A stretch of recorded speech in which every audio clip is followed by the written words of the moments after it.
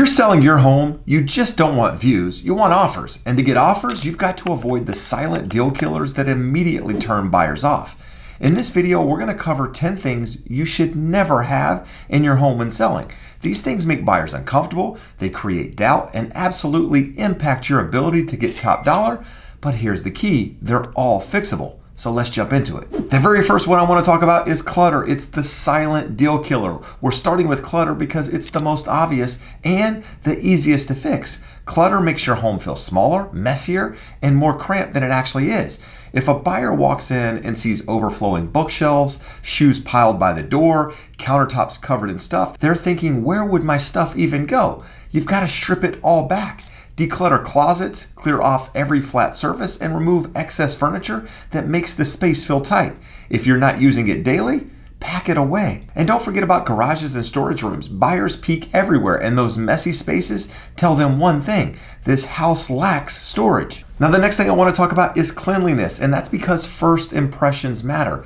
Clean doesn't mean just tidy. I'm talking about deep clean, level clean. That means wiping baseboards, scrubbing grout, steam cleaning carpets, making sure every inch of your home smells fresh. Remember, you're competing with other homes. If your home smells like last night's dinner or has streaky mirrors and smudged light switches, it's not showing in its best light. And please, close the toilet lid. No one wants to look inside. And the same goes for the trash. Take it out. I know what you're thinking. It sounds simple, but trust me, clean homes sell faster and they sell for more money. Now, the next one might be a little bit touchy because I know you love your pets and I love dogs, but your buyer, they might not. And more importantly, your buyer might be allergic or just turned off by the smell of pets. A dog barking in the backyard during showings, it's stressful. Cat litter boxes in the laundry room, buyers start breathing through their mouths. In fact, I can actually attest to that one because I'm highly allergic to cats. And anytime I see a litter box, I either start trying to hold my breath or do exactly what I said and breathe through my mouth. On top of that, vacuum daily. Remove pet items before every showing and do your best to get your pets out of the house altogether when buyers come in. If your yard is the dog's bathroom, spray it down and pick it up before every showing. It's a detail that gets overlooked and buyers notice. Now, before we dive into the next one, I'd like to take a minute and ask a favor. If you find any value in my videos at all, make sure you hit that thumbs up and please consider subscribing to the channel. Now, the fourth item, a lot of you are going to push back because I know you want to be there, but you should never be there during showings. And I know it's uncomfortable for sellers, but it's critical. You should not be in your house when buyers are walking through. Why? Because buyers need space to react, to talk openly. They might want to say that they don't like the kitchen or that the closet feels tight. If you're there, they won't say it and they won't linger. They'll actually rush through the showing, and that rush kills the emotional connection. You want them imagining themselves living there, not feeling like they're on a timer. So step out, go for a walk, and let your agent handle it. Now, the next thing I want you to get out of your house prior to any showings is overpowering scents. I know you want to cover up odors, but here's the thing: strong candles or plug-ins, they never work. In fact, it usually backfires. Buyers start wondering what you're trying to hide. Is it mold? Is it pets? Is it smoke? Even natural smells like baked goods or floral scents can be too much. Instead, air the home out. Open your windows when possible. Use a subtle neutral scent if needed, something like lemon, linen, or something that fades into the background. The goal is clean and fresh, not walking into a Bath and Body Works. Now, if you're watching this and you're not sure what you should be taking out of your home versus leaving, do me a favor. Make sure you talk to a professional real estate agent before you start removing everything from your house, or in some cases, removing nothing thinking it's all fine.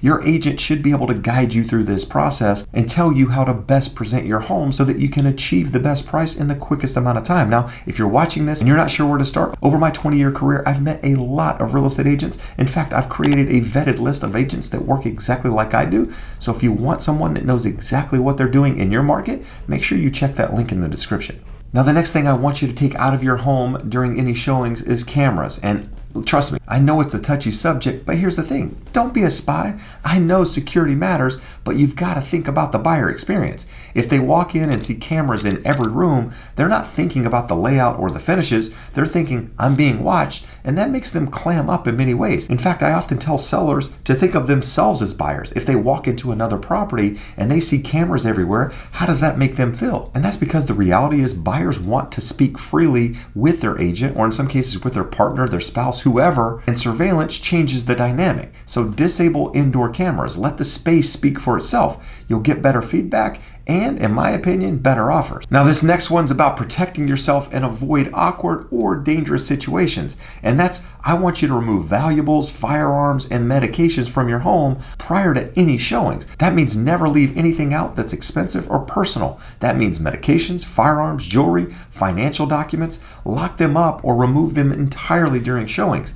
You can't watch everyone at an open house, and even during private showings, you never know. It's not just about theft, it's about making sure buyers aren't distracted or uncomfortable when they see these items. Now, with that said, I'm an agent that doesn't really care for open houses. Open houses lets anyone in your house, and the majority of the time, you have no idea who these people are. So one of the things we talk about in listing appointments, whether or not the seller actually wants open houses. Now, a lot of times, the seller has a belief that the open houses is where a buyer is going to walk through and buy their home. And the reality is, open houses are more for the agent than they are for you as the seller. And that's because a lot of agents out there, that's how they get their clients. So if you're someone who's against open houses as a seller, I completely understand. I personally believe any buyer who's truly interested in your home is going to make an appointment with their agent to view it. So if they're not making that appointment to view your home, chances are they're not really interested. But either way, if you're not a fan of open houses, just make sure you're having that conversation with your agent during the listing presentation. Now, you've probably heard it, light sells homes.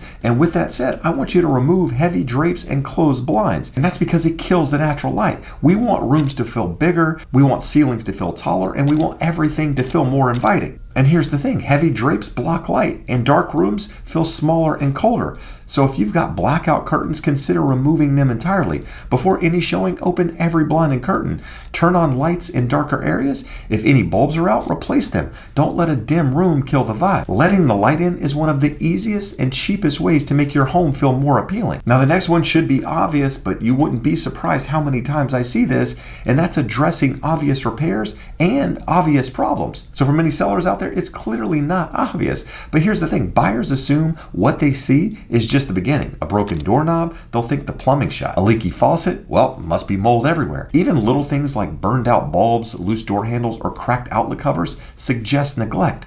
Walk through your house like a buyer. Better yet, have your agent or a friend do it. Fix what stands out, even if you've learned to live with it. It sends a powerful message that your home is well maintained and gives buyers confidence to move forward. Now, here's the thing. All 10 of these issues have one thing in common. They break trust. And when buyers don't trust what they're walking into, they hesitate. Or sometimes they walk away entirely. Your job as a seller is to remove doubts. Clean, bright, neutral, well-maintained, that's what gets you top dollar. And if you're serious about selling smart, check out my next video. It's about all the things you should never agree to when selling your home. Some of these mistakes cost sellers thousands.